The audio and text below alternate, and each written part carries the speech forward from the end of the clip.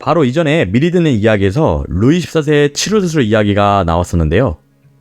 이 당시 굉장히 충격적인 역사적 사실 하나를 알려드리려고 해요. 루이 14세가 있었던 시대에는 이발사들이 외과 수술도 집행했습니다. 굉장히 충격적이죠? 이전에 의사가 루이 14세의 치료했다고 말했는데요. 지금 기준으로 보면 의사가 맞지만 지금과 당시의 의사에 관한 개념은 조금 달랐습니다.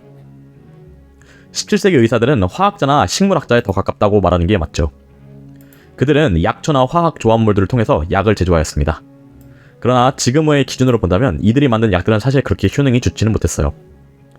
그럼에도 불구하고 이런 의사들은 사회에서 가장 존경받는 직업이기도 했습니다. 그러나 직접 피를 보며 외과 수술을 집도하는 것과는 꽤나 거리가 멀었죠.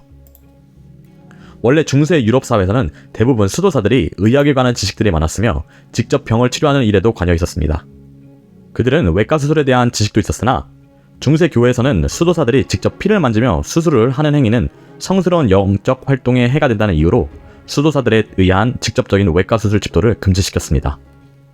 따라서 그들이 이전에 수행하던 외과 수술적 행위들은 생뚱맞게도 이발사들이 맡게 되었죠.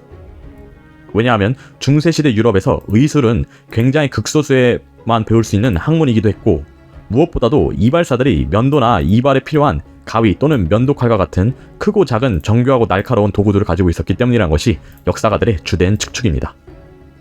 그래서 이발사들은 이발, 면도뿐만 아니라 발치, 절단, 고름 제거, 외과 수술 등도 같이 진행하였죠. 일종의 노동조합이라고 할 수 있는 길드에서조차도 이발과 외과를 하나의 직업군으로 분류하였습니다. 자, 그러면 도대체 누가 루이 14세의 치료를 치료했는지 헷갈리실 거예요. 당시 기준으로 정확히 말하자면 의사라기보다는 이발 외과 전문가라고 말하는 게 더 잘 어울릴 듯 합니다. 그리고 재미있는 역사적 사실을 덧붙이자면 사실 루이 14세의 치료 수술이 이 두 분야가 갈라지게 되는 큰 계기를 마련하기도 했죠. 1686년 루이 14세의 치료 수술을 맡은 샤를 프랑스와 펠릭스는 자신이 개발한 기다랗게 휜 메스를 이용하여 성공적으로 수술을 마칩니다. 마취 없이 진행된 3시간의 장시간의 수술이었지만 루이 14세는 놀랍게도 이를 잘 참아내고 금방 회복하여 그날 바로 국정회의에 참석했다고 알려져 있습니다. 이러한 성공적인 수술은 베르사유 궁전 곳곳에도 소문이 나며 펠릭스는 동시에 명예와 부를 동시에 얻게 되죠.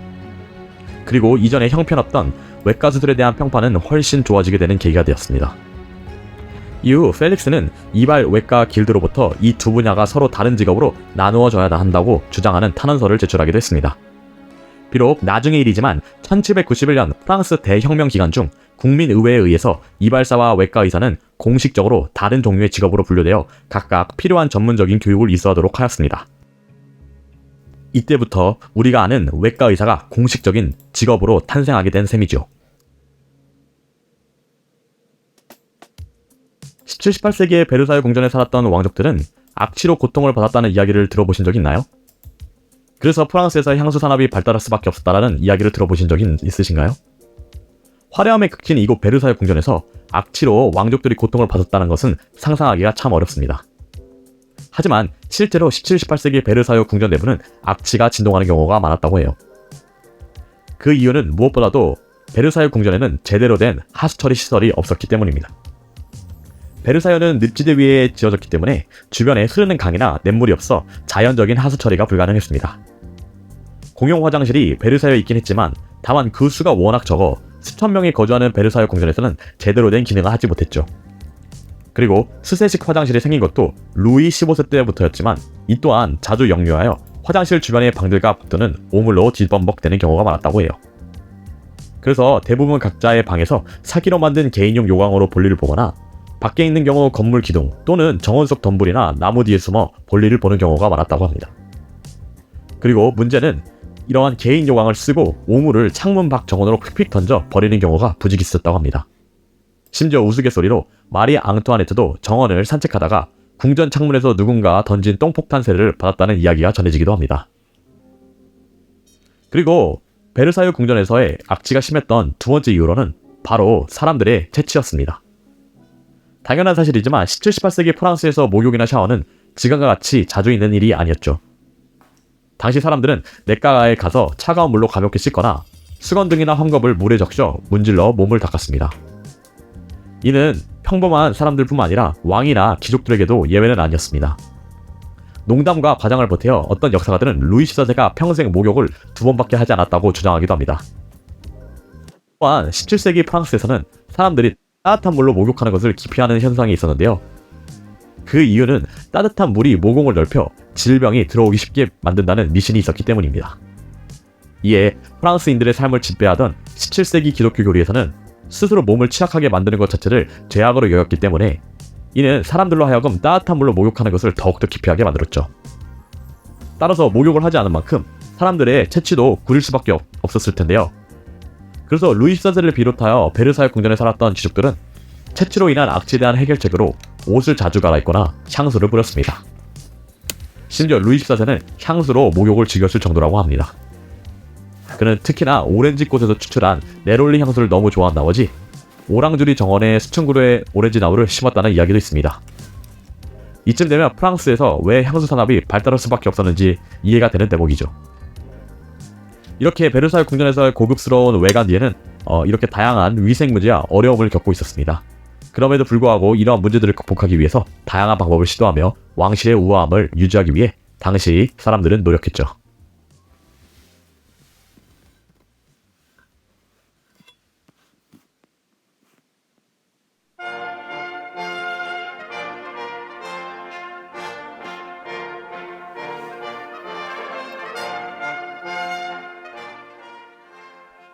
베르사유 궁전에 오신 여러분들 진심으로 환영합니다.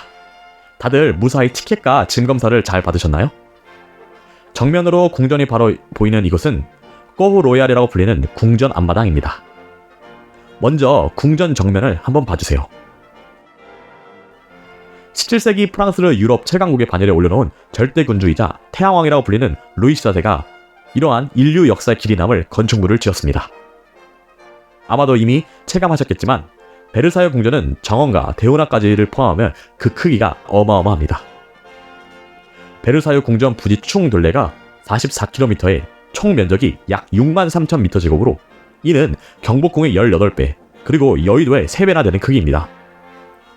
그리고 루이 14세 시대 베르사유 궁전에는 총 3,000개의 방이 있었으며 600개의 크고 작은 분수, 372개의 조각상, 그리고 성문만 25개나 되었다고 합니다.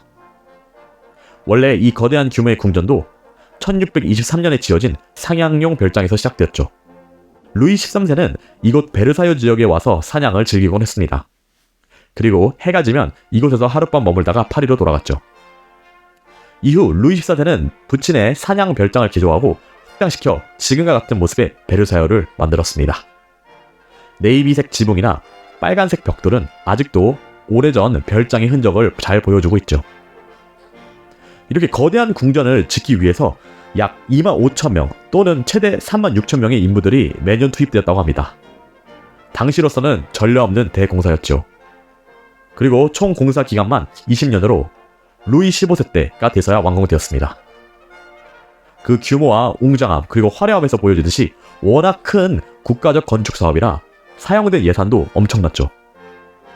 여기에 투입된 예산만 해도 대략적으로 당시 프랑스 국민들 한 해 총 생산액의 절반이라고 알려져 있습니다. 워낙에 많은 예산이 투입된 사업이라 프랑스 왕실은 엄청난 빚을 질 수밖에 없었죠. 그래서 역사가들은 이 베르사유 공사가 결국 프랑스가 대혁명을 겪게 될 수밖에 없었던 역사적 원인이라고도 말합니다. 자, 이제 다시 건물을 보시면 보시다시피 저희 눈앞에 보이는 중앙 건물은 U자형을 하고 있습니다. 1층은 왕실 가족들이 거주했으며 2층은 그랑 아파르트망이라 불리는 곳이며 왕과 왕비의 주요 생활 공간이었습니다. 2층 오른쪽은 왕이 주로 활동하는 공간의 방들이 배치되어 있으며 반대편인 왼쪽은 왕비와 관련된 방들이 있습니다. 그리고 이 둘은 중앙에 그 유명한 거울방으로 연결되어 있죠. 그리고 2층 가장 정중앙에 왕의 침실이 있습니다. 왕의 침실이 바라보는 방향이 동쪽입니다. 동쪽에서는 뭐가 뜨죠? 네, 바로 해가 뜨죠. 그래서 왕은 동쪽에서 뜨는 아침 해를 바라보며 일어났다고 합니다. 그리고 나머지 양 옆에 기다랗게 달린 건물들에는 귀족들이 생활했고요. 참고로 이곳 프랑스에서 0층은 한국의 1층이고 1층은 2층입니다. 좀 전까지는 한국식 층수로 설명을 드렸으나 저희는 프랑스에 있으니 프랑스식으로 층수를 말씀드리겠습니다. 자, 그리고 마지막으로 뒤를 한번 돌아보셔서 황금 명예의 문을 한번 보시겠어요?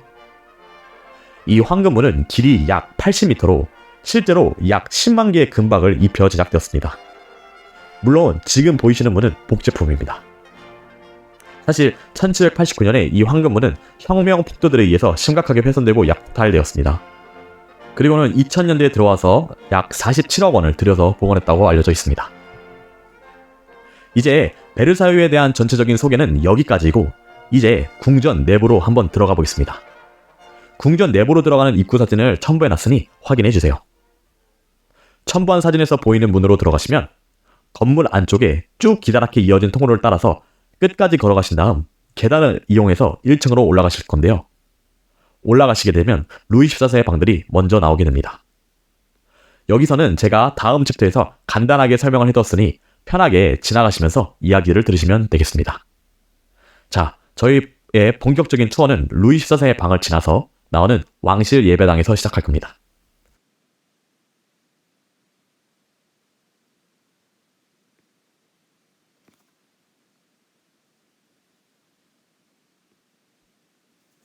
왕실 예배당이 보이는 홀에 잘 도착하셨나요?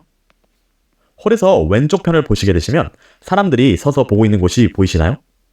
거기가 바로 왕실 예배당입니다.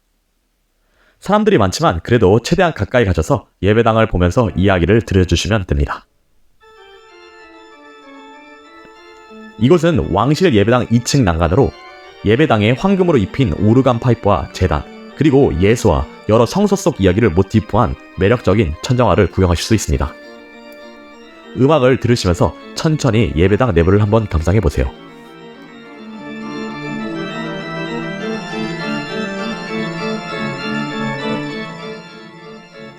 이 예배당은 루이 14세 말년인 1710년에 완성되었습니다.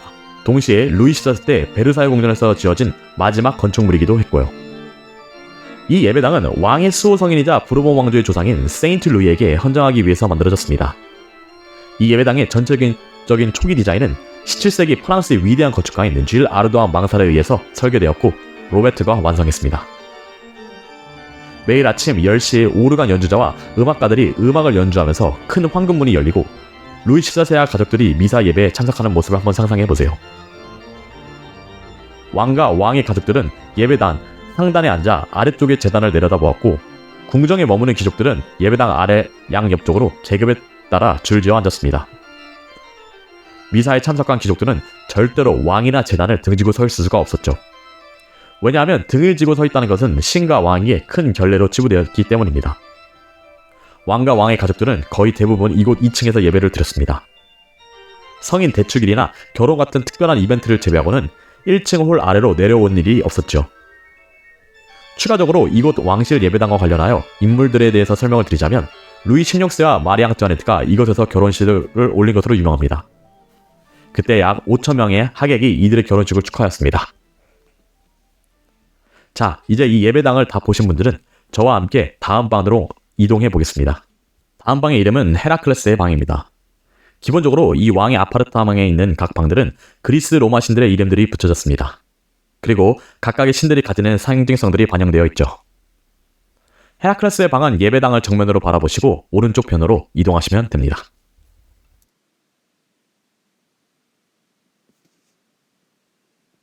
네, 여기는 헤라클레스의 방입니다.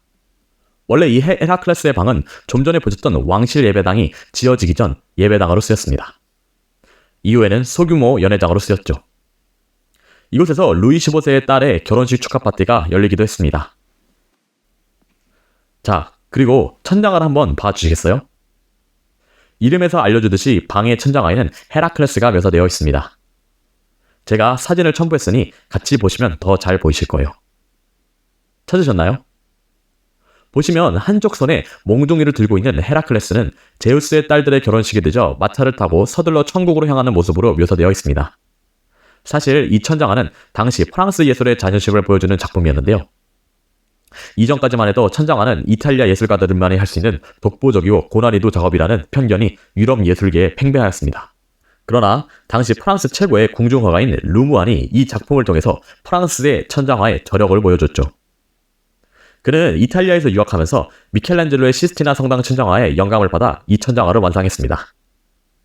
그러나 안타깝게도 마치 천재는 일찍 요절한다더니 젊은 루마는 이 천장화를 완성한 1736년 그리고 다음해인 1737년에 자살로 생을 마감하였습니다.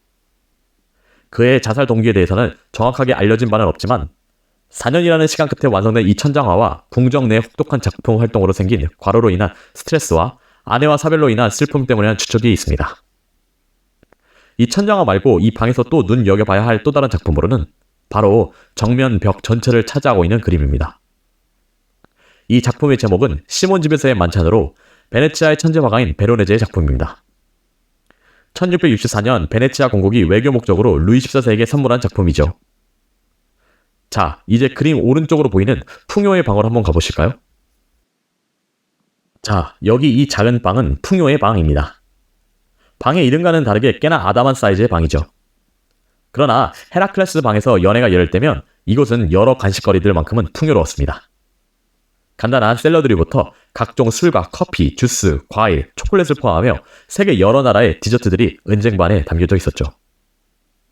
그리고 방 정면으로 굽게 닫힌 황금으로 장식된 문이 혹시 보이시나요? 저 문 뒤로는 소위 말해서 루이 14세의 호기심의 방이 있었습니다. 루이 14세는 연회 때 마음에 드는 손님을 데려가 자신이 소장하고 있는 진귀한 미술품과 보물들을 보여주며 자랑했었습니다. 심지어 이곳에서 루이 14세는 손님들에게 레오나르도 다빈치의 모나리자를 보여주기까지 했다고 합니다. 그리고 방 주변을 보시면 방 벽면 곳곳에는 여러 초상화들이 걸려있는 것을 보이실 수가 있는데요. 이들 초상화를 한번 봐주시겠어요? 여기 벽에 걸려있는 초상화들은 루이 14세의 후손들입니다. 오른쪽 벽부터 시작하여 왼쪽으로 설명을 드리자면 루이 15세, 그 다음 푸티 도팽, 그랑 도팽, 펠리페 5세의 초상화가 걸려 있습니다. 루이 14세는 70년이 넘는 인생 대부분을 왕좌에 있었습니다. 당시 17, 18세기 프랑스 평균 수명이 25에서 35세인 것을 감안한다면 굉장히 장수한 셈이죠. 그러나 루이 14세의 후손들은 안타깝게도 그렇지 못했습니다. 루이 14세의 아들 그랑 도팽은 그보다 일찍 병으로 죽었고 그의 손자인 푸티 도팽 역시 29살이라는 나이에 병으로 죽어 결국은 5살의 증손자 루이 15세에게 왕위를 넘겨줄 수밖에 없었습니다. 그럼 이제 다음 방인 비너스의 방으로 이동해볼까요?